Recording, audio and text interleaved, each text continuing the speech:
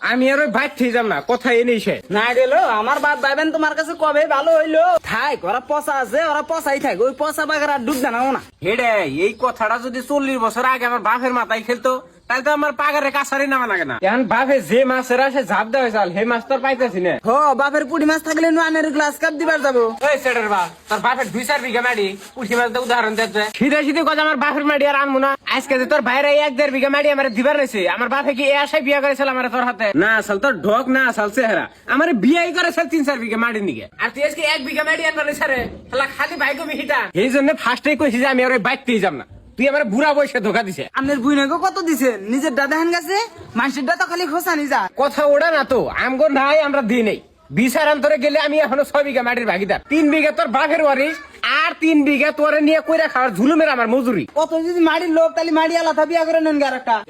এই কথা তুই আমার 40 বছর আগে কথা